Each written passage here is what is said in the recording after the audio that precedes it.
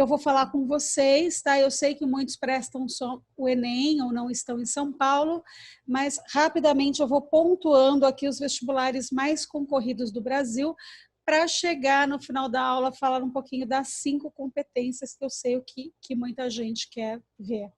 A gente vai falar rapidamente um pouquinho sobre os 2 principais vestibulares, chegando então na redação do Enem. Então a FUVEST, tá?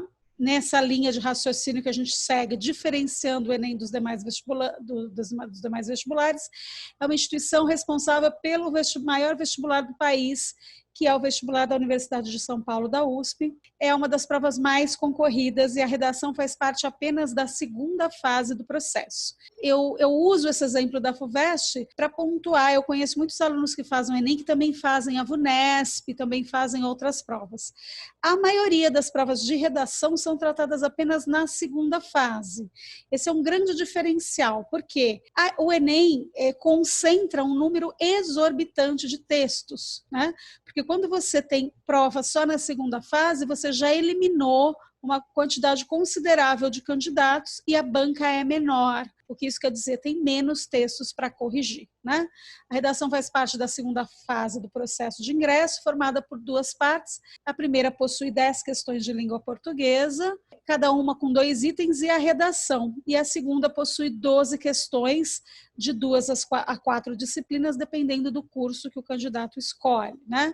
A redação da FUVEST também é no formato dissertativo argumentativo. A prova traz textos de motivação e indica um tema de forma clara, trazendo instruções sobre quantidade de linhas, se precisa ou não colocar título, mas que o texto esteja de acordo com a norma culta da língua portuguesa e obedecendo aos padrões exigidos por essa norma culta, tá?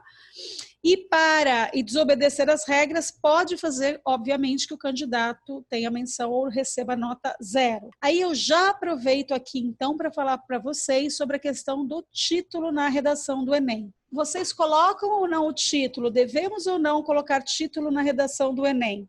É uma pergunta importante, porque se você não coloca na FUVEST e ela pede, é opcional, Janaína, muito bem, sim, não coloca.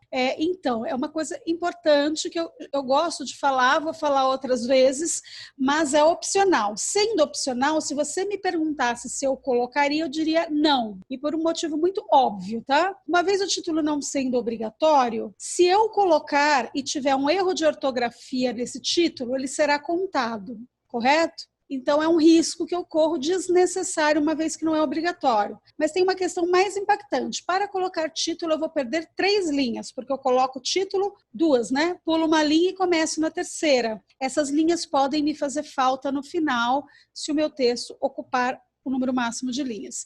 Então, eu não colocaria. Se for colocar, título criativo, escreva por uma linha e coloco. Mas lembrando que o título não é considerado, tá, pessoal? Não se considera. Eu não leio o título para argumentação, para ver se está coerente. Se você copiar a frase temática, ele também não salva você se você fugir ao tema ou tangenciar ao tema, que é o que eu vou explicar lá para frente, tá? Então, a minha dica é essa. Eu não colocaria por esses 2 motivos, mas a opção é do candidato, ok? Os critérios de avaliação da banca incluem a apresentação de conhecimentos e opiniões, que é mais ligado à argumentação coerente e pertinente, além da articulação clara, correta e adequada. Também uma grade muito específica, e nós consideramos a prova de um teor mais reflexivo, né? São temas que você tem que ler com cuidado e atenção e captar a essência do que os textos motivadores querem propor como reflexão, né? A Unicamp, acho que é a prova de redação mais conhecida e comentada, porque é uma prova muito diferente, né? Ela é aplicada pela Conveste, também na 2ª fase. A diferença mais marcante são gêneros distintos. Além de serem gêneros diversos, a Unicamp pode pedir qualquer gênero de texto. Além disso, os gêneros em questão não são divulgados antes, né? Então, você deve conhecer muito bem esses gêneros e o candidato tem que fazer 2 textos, né? Para se preparar para uma prova como essa, você tem que estudar textos de diversos gêneros, ler e escrever editoriais, resumo, artigo de opinião, resenha, carta, enfim, né? Romance, crônica, conhecer gêneros. Outra dica é usar tema das redações dos anos anteriores, né, para você treinar. Se você tem desejo de prestar Unicamp, prestar atenção a quê? As instruções que estarão contidas na prova, gênero, tipo de linguagem adequada a esse gênero, tema, enfim, né? É uma prova democrática, gostosa de fazer, acessível, uma prova incrível. Mas tem esse diferencial que a gente tem que observar, mas eu não acho uma prova difícil, não diria isso. Eu diria que é uma prova diferente e muito bem elaborada, extremamente bem elaborada. Bom, o Enem, como já dissemos, adota o modelo dissertativo argumentativo e, por isso, a capacidade de argumentar e defender uma tese logo na introdução é essencial. É isso que eu tenho falado muito para vocês lá no nosso grupo, certo? O tema sempre tem uma relação com questão social. Já falei com vocês sobre a questão da minha opinião, de que temas muito polêmicos ligados a este governo costumam ser evitados, pode ser que eu me surpreenda, né? Evitem ou não falem mal do processo. Ir fazer o Enem e falar mal do Enem é tido como impropério, é tido como, puxa, o que você está fazendo aqui então, tá? Então, evitem falar mal do processo, acho que não é o lugar para isso, uma vez que vocês, alguns pagaram taxa, outros tiveram um deslocamento, não é uma prova obrigatória, foi lá, pessoal, faz sua prova, critica nas redes, elabora um discurso, faz uma carta e envia, mas evite a crítica à prova. É importante se manter atualizado, é importante manter-se atualizado, para isso eu criei, para ajudar vocês, um e-book com 10 livros, 10 filmes, 10 séries, que eu deixei agora para o segundo semestre lançar, eu já vinha colhendo esse material há um tempo, para que vocês ficassem bem atualizados. Essa semana estamos trabalhando com um filme A Casa e uma proposta de redação ligada a este filme, tá? Que fala sobre a questão do desemprego e recolocação profissional em tempos de pandemia. Confesso que acho um tema polêmico para o Enem, mas um tema muito importante que afeta o mundo inteiro. Como afeta o mundo inteiro, poderia cair num sentido de que a culpa não é do governo, a culpa é da pandemia, agora o que vamos fazer, tá? É um filme incrível, pessoal, muito impactante, que acho que merece ser visto com muita atenção, tá? Para quem não está entendendo o que eu estou falando sobre e-book, sobre Telegram, sobre WhatsApp, porque veio direto do link, no link da bio do meu Instagram tem todas essas informações, tá? É só fazer contato com a gente que terá todas essas informações. Manter-se atualizado é evitar ficar citando aquele mesmo filósofo de sempre, tá? Eu falo que o coitado os coitados dos autores, dos filósofos de sempre, ficam revirando ali no túmulo, porque todo mundo resolve falar da modernidade líquida, que o homem é o lobo do homem. A gente já decorou as 10 mais citações dos textos e todo mundo usa as mesmas. Evitem porque não é necessário. Exemplos de acontecimentos nacionais, filmes, séries, livros atuais. Vejam, tudo isso pode ser uma forma de repertório muito importante para você. Então, traz textos motivadores e um deles na forma de infográfico, tá, pessoal?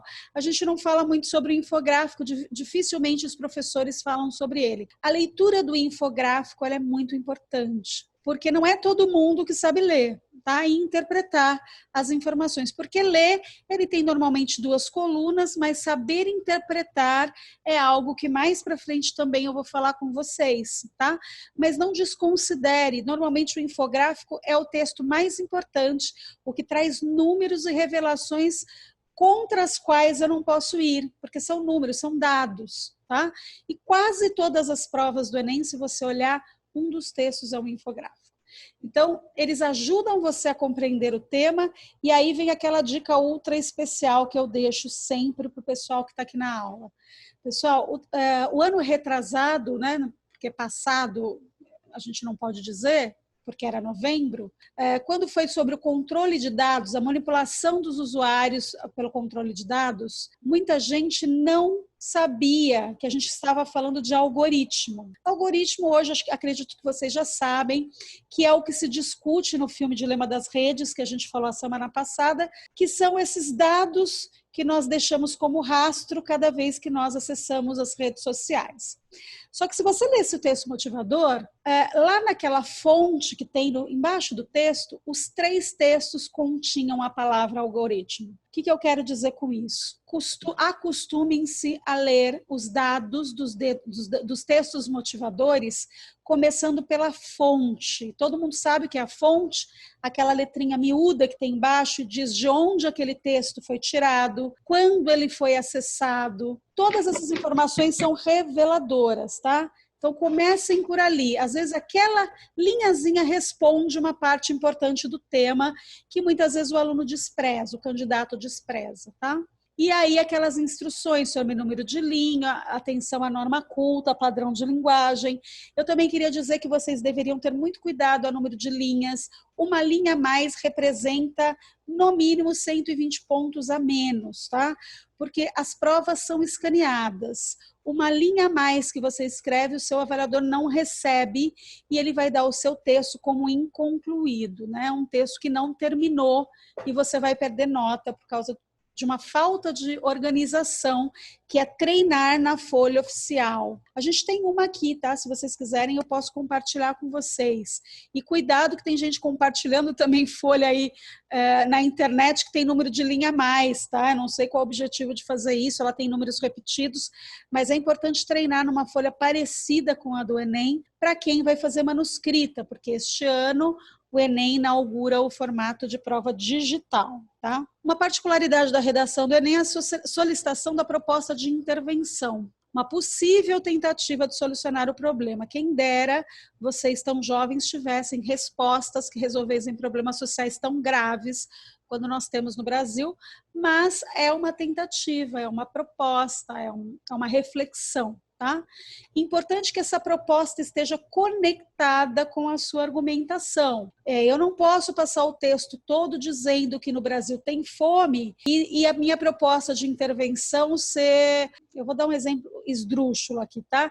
Então, eu estou falando que o Brasil tem fome porque há desigualdade social e no final eu digo que as pessoas precisam trabalhar mais para poder ter mais dinheiro e ter comida em casa. Percebam, se eu estou encaminhando por um problema governamental de desigualdade social, possivelmente eu pediria por ações governamentais que tentassem reduzir essa disparidade entre os que ganham muito e os que ganham pouco. E outra questão importante que hoje saiu lá no nosso grupo do WhatsApp é que essa proposta precisaria ou não retomar a tese, né? O que eu queria dizer sobre isso? Nunca se coloca nenhum dado novo em conclusão de redação alguma. Guardem isso com muito cuidado. Conclusão não pode ter informação nova, não pode ter citação, não pode ter dado, não pode ter nenhuma informação que você não tenha dito antes. Isso para qualquer vestibular, tá? Não só para o Enem. Acontece que nos outros vestibulares que não o Enem, que é um exame, você deve retomar as ideias que você já lançou. Você vai sintetizar, retomar, concluindo. No Enem isso é diferente. Você não retoma, você propõe uma ação.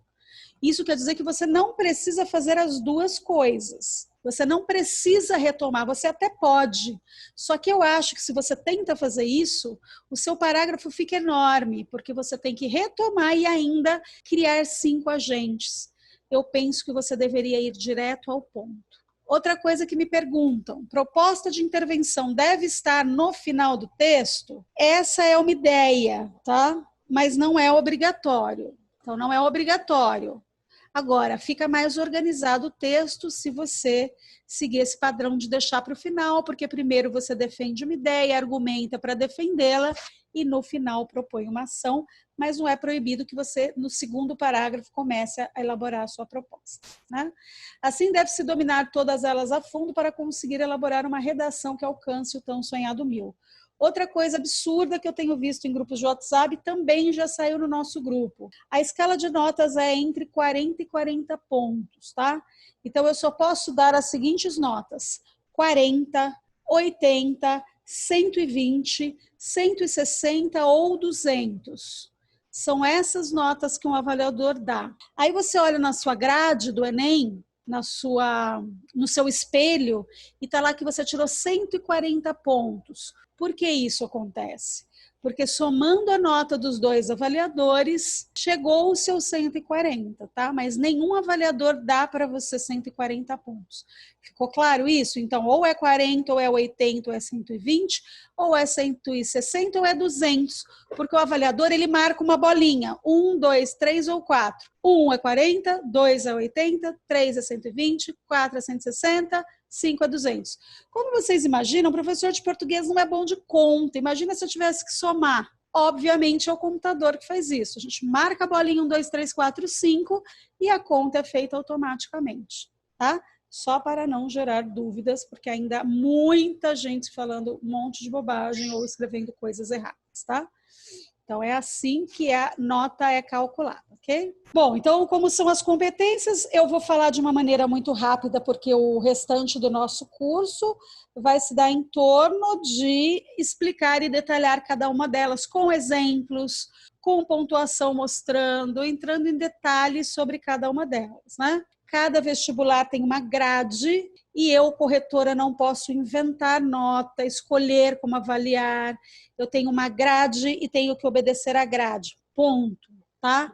Isso é ser um bom avaliador. Alguém me dá uma grade e diz, corrija nesse modelo, eu sigo esse modelo e tudo vai dar certo. Porque se cada corretor começar a imprimir os seus critérios numa avaliação de 6, 8 milhões de textos, isso nunca seria possível.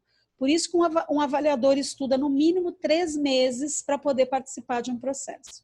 E durante a avaliação ele é avaliado diariamente, enquanto a sua produção estiver sendo considerada, tá? Para ver se ele não comete grandes deslizes. Então podem confiar, pessoal. Correção de vestibular e Enem é coisa muito séria, tá?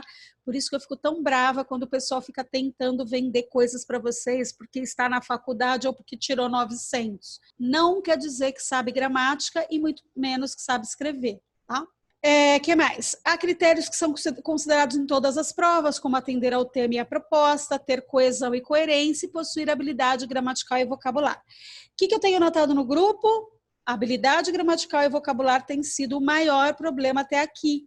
Pode ser uma impressão minha. Então, quando chegar na competência 1, eu vou parar um pouquinho mais de tempo e rever as principais questões que eu chamo de tópicos gramaticais que eu tenho observado com maior incidência. Se eu fosse falar hoje, desde que eu comecei o grupo, há 2 semanas, os maiores problemas em ordem de hierarquia, eu diria que são crase, está ligado à regência, concordância, pontuação e regras de acentuação.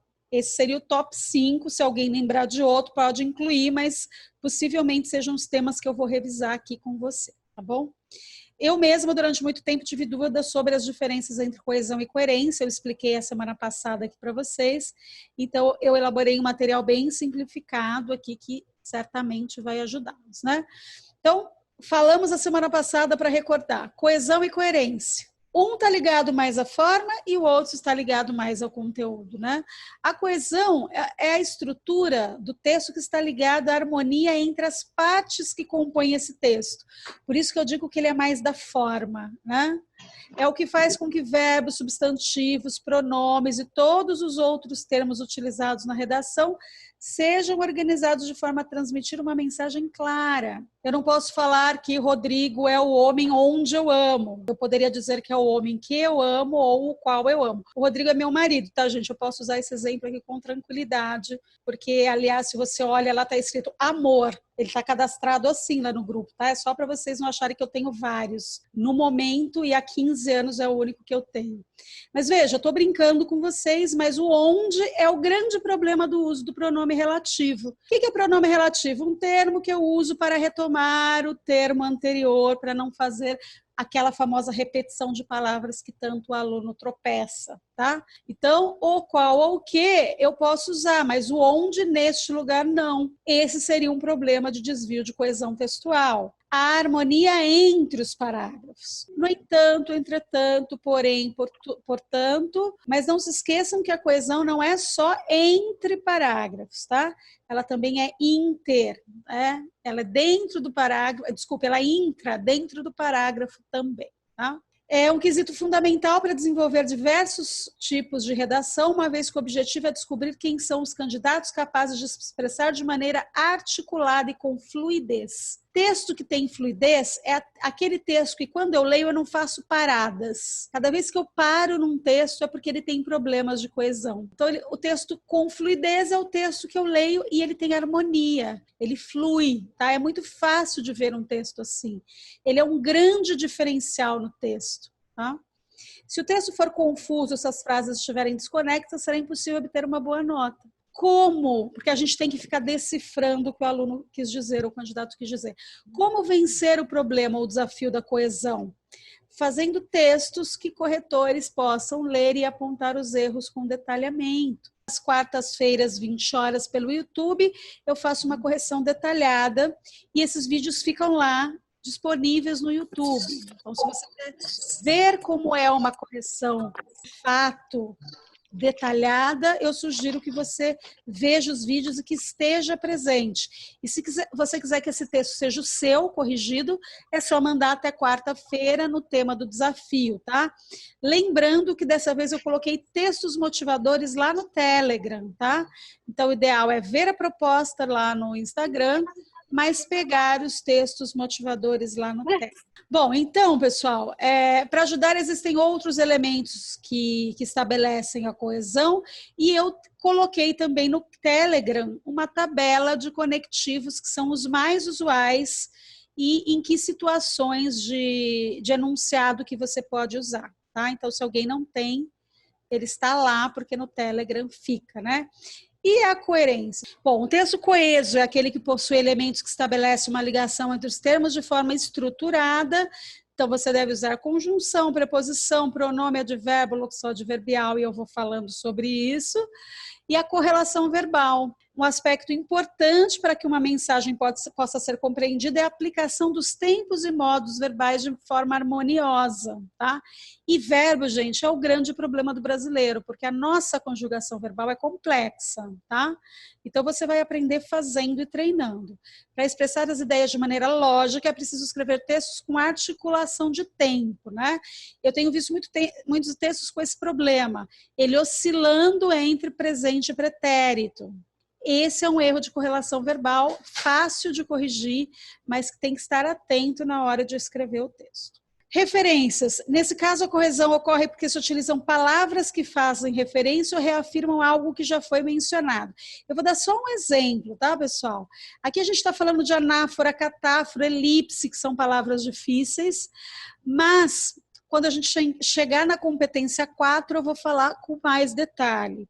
Eu vou dar só um exemplo que eu tenho lido muito em redações por aqui, que algum professor já deve ter te falado, que é um vício de linguagem muito comum hoje, que é o uso do mesmo como pronome relativo. Tá? Então, eu mando um e-mail e digo assim para o meu diretor, estou mandando um contrato anexo e o mesmo deve ser lido e assinado ainda hoje, tá? Cuidado com esse tipo de construção que, embora pareça bonita e correta, ela está errada. Mesmo é pronome demonstrativo. Então eu digo, você tem o mesmo nome que eu, ok? Mas mesmo não pode servir para retomar termo anterior. Tá? Então, é uma construção equivocada que tem sido usada frequentemente em redações. E substituições, como eu posso fazer? Para garantir a clareza do texto, sem precisar repetir a mesma palavra, pode-se substituir por sinônimos. Então, para falar da cidade de São Paulo, eu poderia usar a capital paulista. Esse é só um exemplo, né? Ou nós podemos usar os pronomes também, como eu já falei aqui semana passada. O texto fica fluido, muito mais gostoso de ler. E coerência. Coerência textual é mais um aspecto importante para compreender o texto e é necessário para que se consiga transmitir as ideias com lógica e de maneira organizada, tá?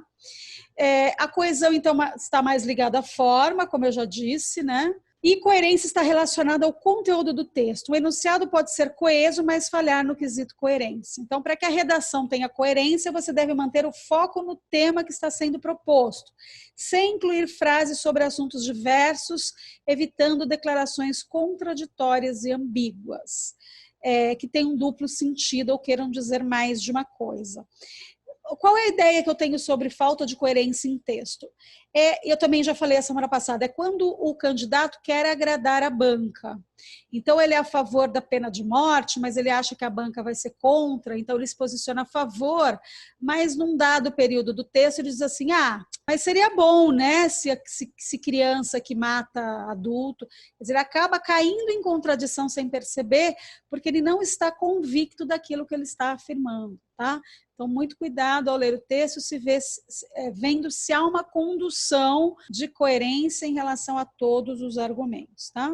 Ao final da redação, o leitor precisa não só entender o que foi dito, mas identificar que houve começo, meio e fim, de forma clara e objetiva, né? Tudo isso a gente vai vendo daqui para frente. Mas eu queria fechar esse encontro de hoje falando sobre a importância da leitura, que é algo que eu tenho falado muito nos stories, e aí eu quero saber se vocês estão seguindo a página lá também, né? No meu feed sempre tem dicas, nos stories eu dou exemplos, convido você a fazer leituras, a assistir a filmes, a ler livros. Então eu vou mostrar para vocês um texto, só um minuto, tá? Que eu gosto muito, que fala sobre essa questão da leitura relacionada à escola, basicamente, né? Porque é que hoje eu ouço tantos alunos, tantos jovens falando para mim que não leem ou não gostam de ler, e isso me preocupa muito, né? Porque eu sempre gostei muito de ler desde criança, os meus filhos também, e é uma coisa que eu acho que tem a ver também com hábitos, né? Com acesso também. Tem gente que não tem livros em casa, eu entendo, né? Que nem todo mundo tem acesso. Mas o quanto é importante a questão dos livros numa hora como essa,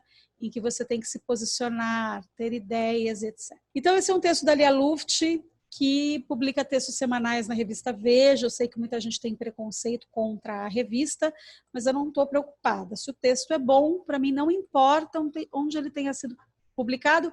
E também tem gente que não gosta da Lia Luft, mas eu acho que o texto é bom. Ela diz assim, é uma pergunta, brasileiro não gosta de ler? A meninada precisa ser seduzida. Ler pode ser divertido e interessante, pode entusiasmar, distrair e dar prazer. Não é a primeira vez que falo nesse assunto, da quantidade assustadora de analfabetos deste nosso Brasil. Não sei bem a cifra oficial e não acredito muito em cifras oficiais. Primeiro precisa ser esclarecida a questão do que é analfabetismo.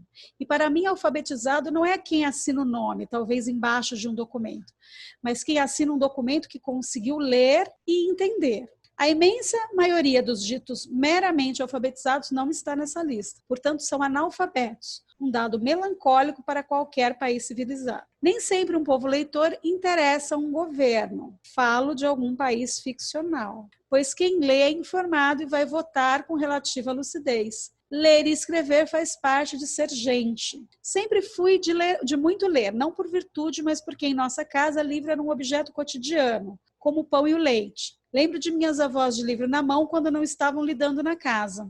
Minha cama de menina e mocinha era embutida em prateleiras. Criança insone, meu conforto nas noites intermináveis era acender o abajur, estender a mão, e ali estavam os meus amigos.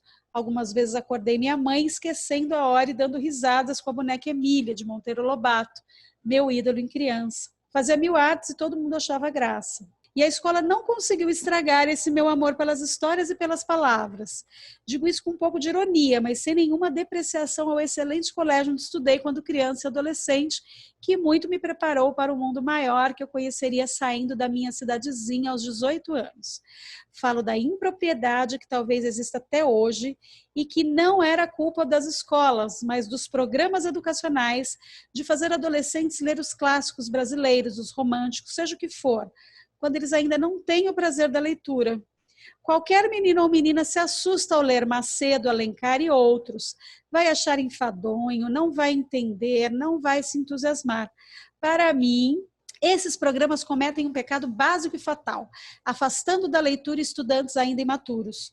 Como ler é um hábito raro entre nós, e a meninada chega ao colégio achando o livro uma coisa quase esquisita e leitura uma chatice, talvez ela precise ser seduzida, percebendo que ler pode ser divertido, interessante, pode entusiasmar, distrair, dar prazer. Eu sugiro crônicas, pois temos grandes cronistas no Brasil, a começar por Rubem Braga e Paulo Mendes Campos, além dos vivos como Veríssimo e outros tantos.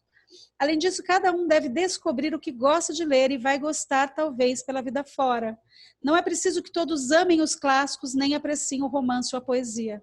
Há quem goste de ler sobre esportes, explorações, viagens astronáuticas ou astronomia, história, artes, computação, seja o que for. O que é preciso é ler. Revista serve, jornal é ótimo, qualquer coisa que nos faça exercitar esse órgão tão esquecido, o cérebro. Lendo, a gente aprende até sem sentir, cresce, fica poderoso e mais forte como indivíduo, mais integrado no mundo, mais curioso, mais ligado. Mas para isso é preciso primeiro alfabetizar-se, não só lá pelo ensino médio, como ainda ocorre. Os primeiros anos são fundamentais, não apenas por serem os primeiros, mas por construírem a base do que seremos, faremos e aprenderemos depois. Ali nasce a atitude em relação ao nosso lugar no mundo, escolhas pessoais e profissionais pela vida fora. Por isso, esses primeiros anos em que se aprende a ler e escrever deviam ser estimulantes, firmes, fortes e eficientes, não perversamente severos. Já se faz um grande trabalho de leitura em muitas escolas, mas naquelas em que com 9 ou 10 anos o aluno ainda não usa com naturalidade a língua materna, pouco se pode esperar. E não há como se queixar depois com a eterna reclamação de que brasileiro não gosta de ler. Essa porta nem lhe foi aberta. Certo, pessoal? Isso é o que eu penso sobre leitura. Essa é a ideia que eu compartilho com esta autora, de que jovens sim leem bastante coisa, nem sempre aquilo que pode ser revertido para a sua formação. Nessa pandemia, a Amazon disponibilizou uma série de livros gratuitos. Temos muitos PDFs que autores liberaram para serem compartilhados. E esse exercício precisa ser feito, tá? Menos conteúdos técnicos e mais leitura, certamente é o que vai ajudar vocês daqui até a prova, tá? Eu sempre tenho várias dicas, além do e-book, quem quiser outras, temos várias, sempre atualizadas, de livros que certamente você vai gostar, tá? Então, muita gente acha que não é importante, mas a leitura, na verdade, é o grande diferencial para a escrita, aumento do vocabulário, grafia correta das palavras, para ter ideias para escrever. Tudo isso é muito importante nesse processo que você está até a sua prova, ok?